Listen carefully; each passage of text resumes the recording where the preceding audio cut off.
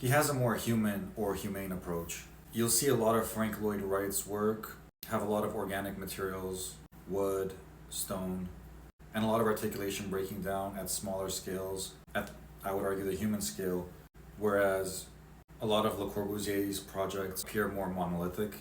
There was the international style, which I believe Le Corbusier is associated with, which had rules for architecture that could be applied across the board.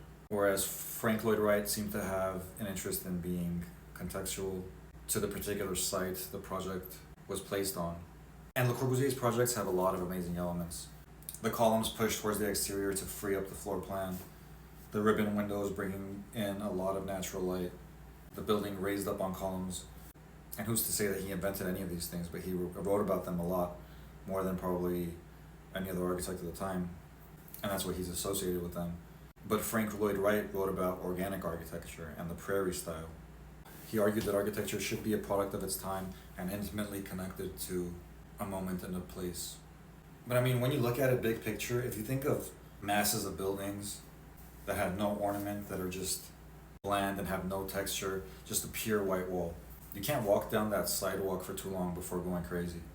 When you have articulation at various scales and ornament and some rhythms to the architecture and to the urbanism, you could walk for miles and not even notice it. So both created beautiful, amazing structures. But when you think about people growing up in these spaces, brains developing, they both have natural light and airflow, which is great. But the articulation of the surfaces and the volumes really gives it another element. It gives the eye more to follow.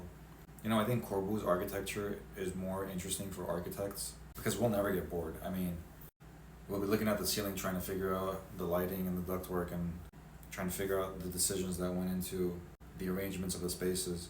But I think Frank Lloyd Wright's work is more appealing to a wider group of people.